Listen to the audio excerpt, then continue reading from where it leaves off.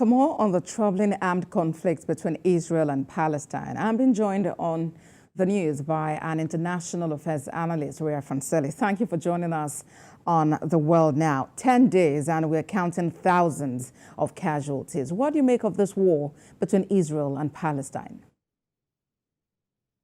Well, this is a breaking point for the Middle East. We have to remember that this region was walking towards a path of peace since 2019. Many historical agreements were about to be signed. There was one that was being broken by the USA between Saudi Arabia and Israel. And then this happens. And of course, it's all thanks to Hamas, this terrorist organization that is sponsored by Iran. Iran doesn't want peace in the region. So there was this attack, which is the largest terrorist attack that Israel suffered in the last 50 years since the Yom Kippur War in 1973.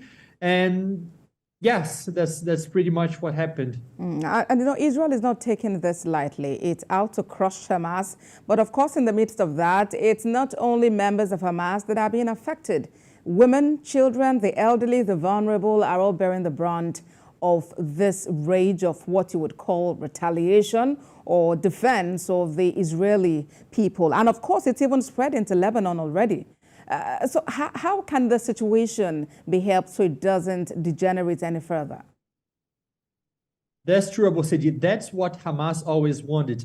They knew that from the point that they decided to attack Israel, that there was going to be a massive retaliation. So, and that's what they want to see. They knew that the Israeli army was going to strike back, and that there would be footage and image of the damage that the Israeli army is doing in the Gaza Strip.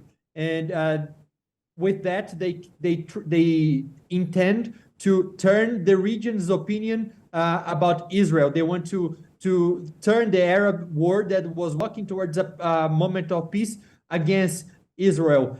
When it comes to what is going on in the northern border of the country, Hamas,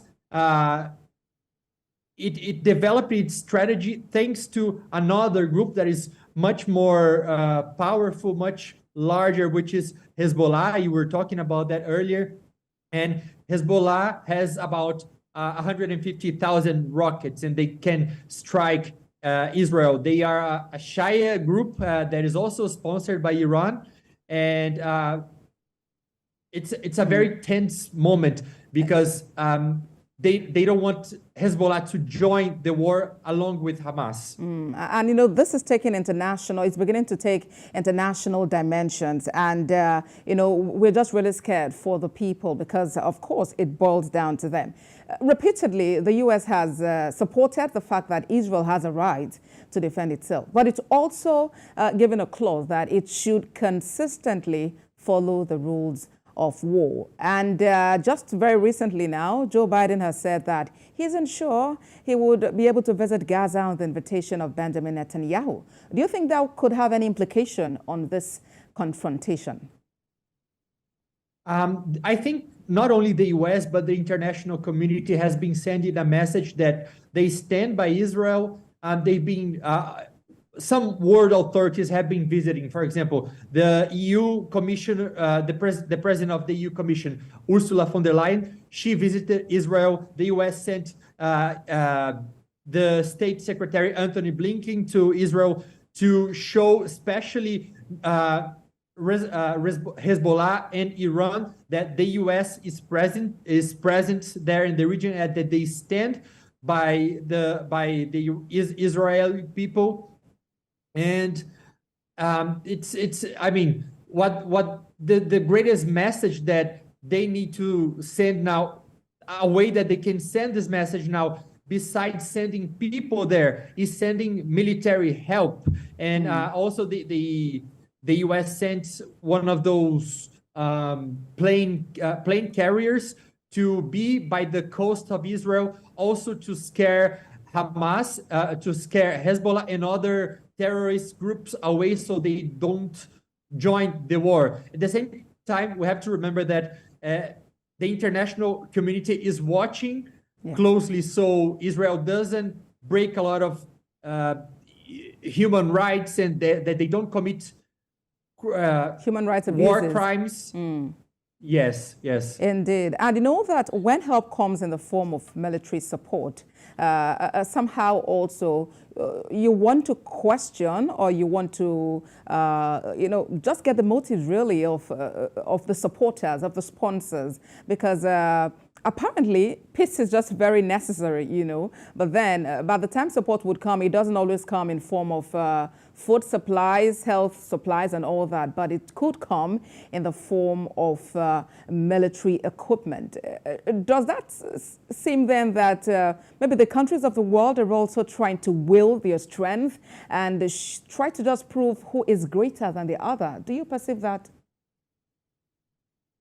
I think that the world has been gone through a moment that after, the COVID pandemic and after the war in Ukraine, there's a great division between North countries and Southern countries.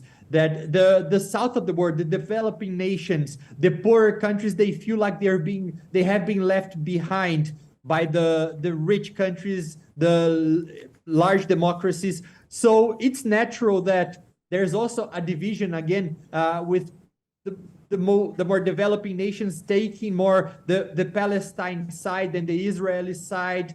And I think in the end of the day, we just have to think about human beings in both sides, about human rights, Absolutely. Absolutely. We need to think about human beings, and we've seen them gather in different parts of the world, protesting for or against, depending on who they actually are. It's been a pleasure speaking with you, Uria Francelli. Thank you for talking to us on World Now. Thank you. Elsewhere, Dubai's International Humanitarian City has announced the launch of an urgent humanitarian air bridge operation to transport essential medical supplies and food assistance to Egypt and Lebanon. The operation is in preparation in response to the growing challenges brought about by the ongoing crisis in the region. The air bridge operation also comes in response to an immediate request for aid from the World Health Organization, the World Food Programme, and the United Nations Children's Fund. CEO of Dubai's International Humanitarian City, Giuseppe Saba, says the initial shipment, consisting of more than 11 metric tons of essential supplies from the World Food Programme and UNICEF stockpile, including water, sanitation, hygiene, dignity kits, crucial aid materials, and essential food provisions, departed from Dubai.